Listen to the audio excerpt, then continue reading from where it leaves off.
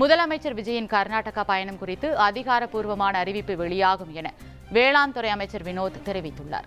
தஞ்சாவூர் மாவட்டம் கும்பகோணம் அருகே செட்டிமண்டபம் பகுதியில் உள்ள வாய்க்காலில் ஆகாய தாமரை அகற்றும் பணியினை அமைச்சர் வினோத் தொடங்கி வைத்தார்.